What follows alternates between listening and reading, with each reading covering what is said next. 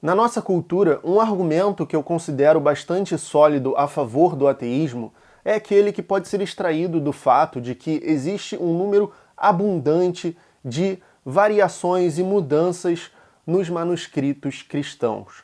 Isso mesmo. Segundo Bart Ehrman, que é um dos mais aclamados e proeminentes estudiosos do assunto, existem mais variações nos manuscritos cristãos do que palavras no Novo Testamento. E hoje a gente vai ver duas célebres passagens, duas das mais icônicas passagens do Novo Testamento, que, segundo Bart Ehrman, não faziam parte dos manuscritos originais.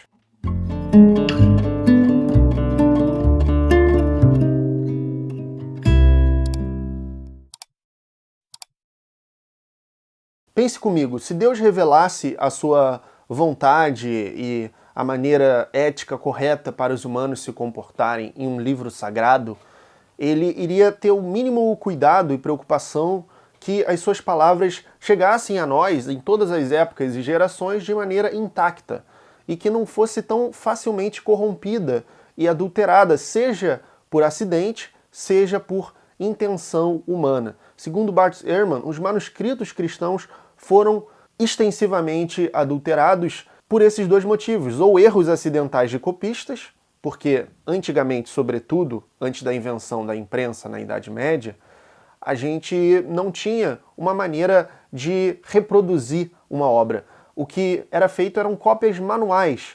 Na Idade Média, isso, antes da imprensa, até melhoraria, com escribas profissionais nos mosteiros que ficavam copiando com o máximo cuidado e treinamento para isso os manuscritos. Mas na antiguidade não existia muito bem essa cultura ainda, sobretudo no contexto do cristianismo primitivo, e ainda mais que havia muitas rixas teológicas das igrejas que iam brotando em diferentes regiões do mundo antigo. Assim, as contendas entre doutrinas eram muito grandes e os erros ocorriam tanto de maneira acidental quanto de maneira teologicamente deliberada, de maneira que as pessoas queriam remover uma certa doutrina e acrescentar a sua própria interpretação, ou então harmonizar diferentes manuscritos que precisavam ser harmonizados para a consolidação da igreja, por exemplo.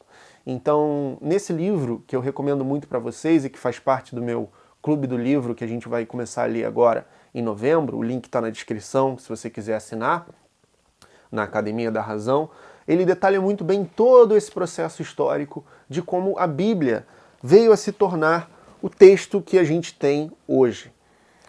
Bom, e Bart Ehrman, ele demonstra que duas das mais icônicas passagens não estavam presentes no texto original. A gente, por sinal, não tem o texto original, tá? O que a gente tem mais antigo data lá do século II, e a maioria das coisas são do século IV em diante, ou seja, centenas de anos depois dos manuscritos originais. Então, quais são as duas passagens? A célebre passagem da mulher adúltera, da mulher flagrada em adultério, que está presente em João, e os 12 últimos versículos de Marcos. Segundo ele, a história da mulher adúltera não é parte do evangelho original de João, que, por sinal, tudo indica que também não foi escrito por João. Não há dúvidas entre os pesquisadores que ela foi acrescentada posteriormente por copistas. Inclui frases e termos incomuns no evangelho. Possui um estilo bem diferente do resto. E esses são os motivos que fundamentam essa conclusão da maioria dos pesquisadores. Ao que tudo indica, copistas inseriram esse relato em diferentes pontos do manuscritos dos evangelhos. Então, a posição que ela se encontra em João não é a posição que ela sempre teve. Ela já fez parte de outras posições em outros evangelhos.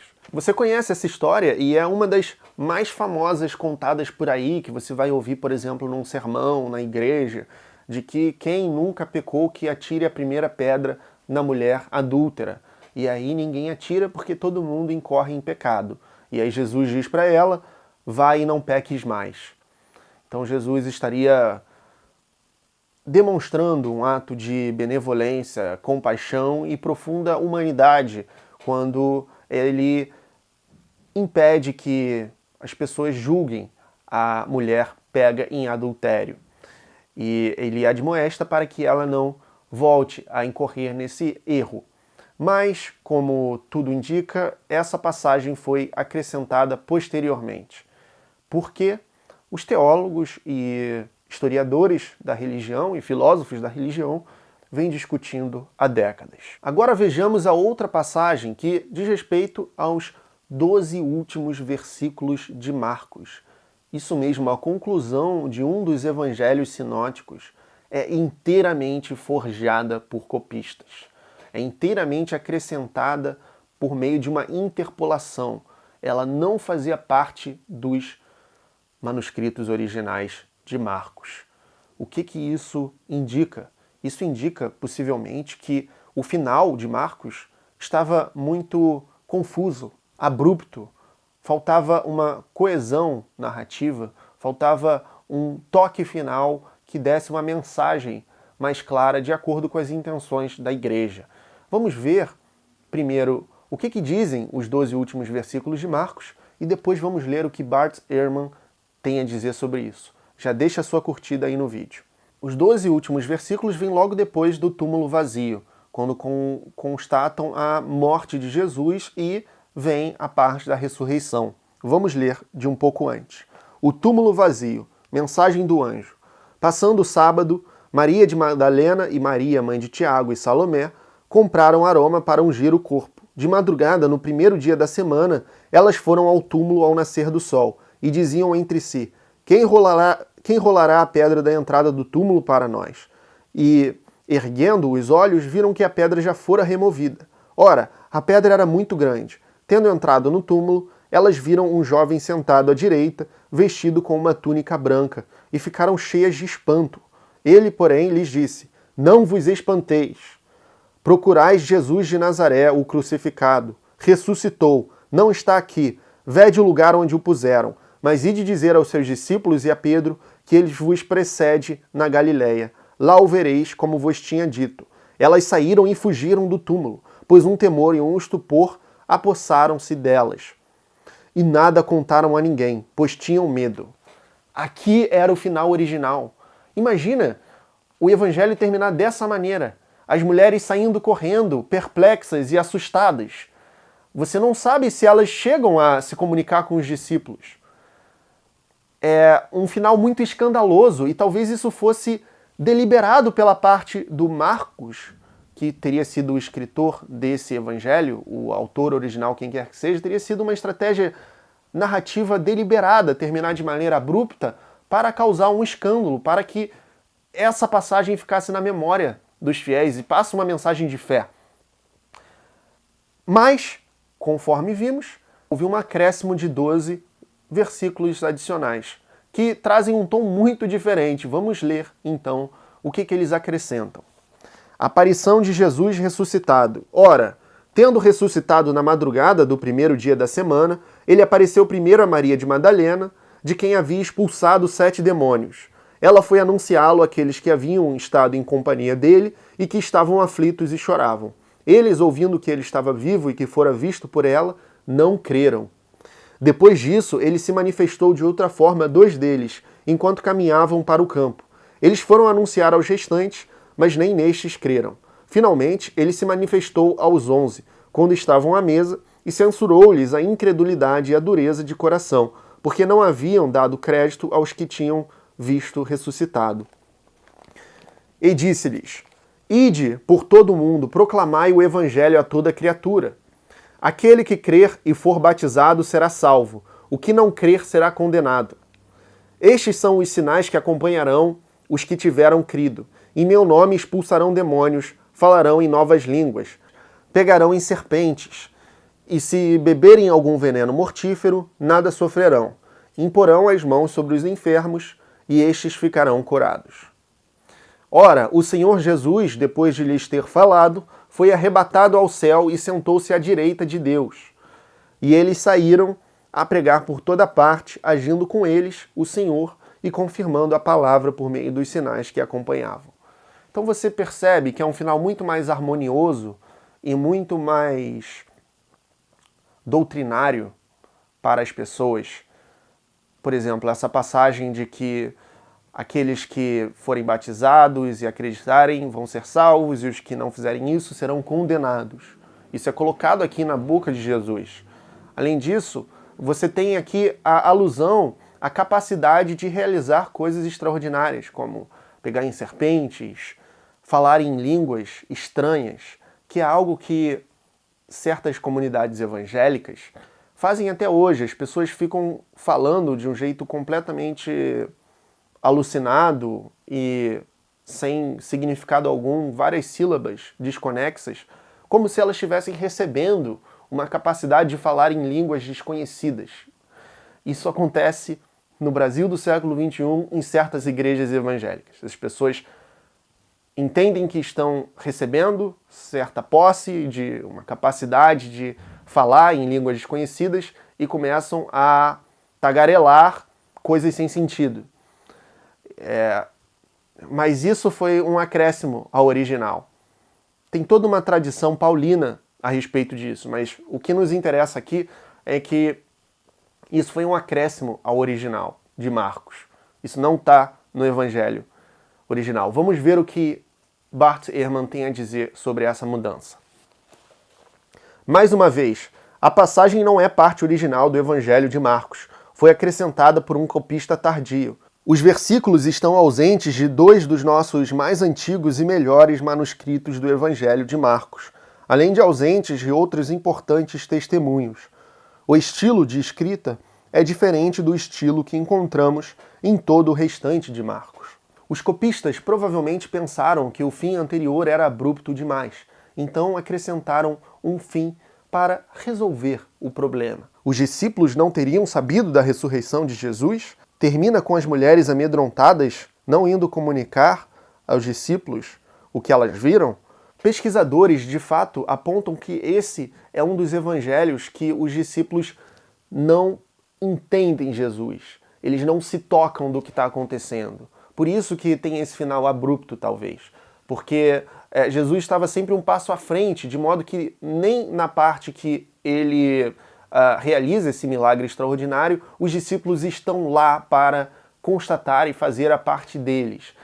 Isso é muito interessante porque se você pegar uma obra de filosofia crítica ao cristianismo, que é o Assim Falou Zaratustra, de Nietzsche, ele faz essa brincadeira com a referência ao Evangelho de Marcos, assim como várias referências satíricas aos evangélicos, de que os discípulos de Zaratustra não entendem direito as doutrinas de Zaratustra, costumam interpretá-la equivocadamente, assim como Zaratustra nunca fala o mais precioso, que é a doutrina do eterno retorno, aos discípulos. Ele também não verbaliza durante a obra, ele cala essa ideia, porque ela era a mais importante, a mais digna de alguém saber, mas que nem todos estavam prontos para elas, quase ninguém estava. Então, os discípulos entendem errado. Ele bota o eterno retorno na boca de um anão, ele bota na boca de animais, e os discípulos transformam essa doutrina em uma canção de realejo. Os animais transformam essa doutrina em uma canção de realejo, banalizando a doutrina. Então, essa ideia de que os discípulos do profeta, dessa figura messiânica, não se dão conta, não correspondem às expectativas, é algo que vai ecoar depois na obra do Nietzsche, o que é muito interessante para quem gosta de estudar a crítica do Nietzsche ao cristianismo, assunto que eu trato bastante aqui no canal. Percebam, por exemplo, que em todo Marcos, quando alguém vem a entender algo sobre Jesus, o próprio Jesus ordena que essa pessoa silencie o entendimento. Então, o fim abrupto provavelmente foi uma intenção do autor de Marcos, que a tradição veio a ignorar, nos dando mais argumento para enxergar esses textos como uma obra totalmente humana, sem qualquer tipo de inspiração sobrenatural. Por que Deus, mais uma vez, iria permitir que a sua palavra fosse tão facilmente adulterada e banalizada e não chegasse até nós em todas as gerações intacta e preservada? Se ele existe e isso é uma inspiração divina. Faz parecer que não é o caso. Faz parecer que, na verdade, é uma obra totalmente humana, demasiado humana. E a gente tem uma religião que é amplamente defendida e que se baseia numa tradição textual, sendo que a gente não tem os textos originais dessa tradição, dessa religião. O que é, no mínimo, irônico, você não acha? O cristianismo é uma religião textualmente orientada, mas nós não temos os textos originais autorizados.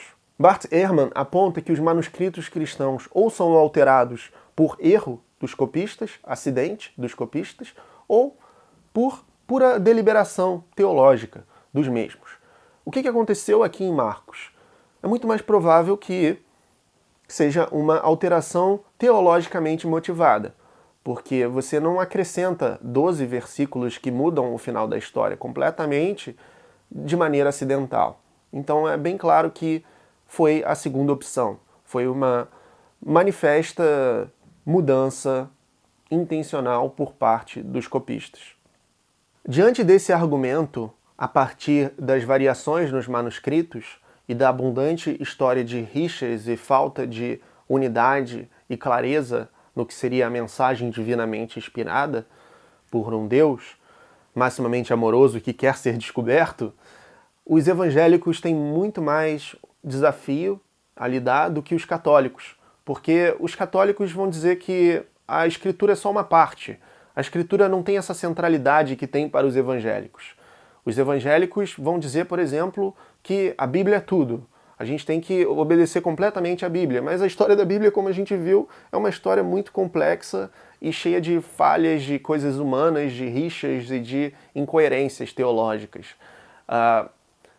Já os católicos, eles não têm um desafio tão grande quanto os evangélicos, porque eles podem dizer, olha, o que importa realmente é a autoridade da igreja, toda a tradição que se constituiu, porque, como vocês podem ver pelas evidências, não dá para se basear totalmente nas escrituras.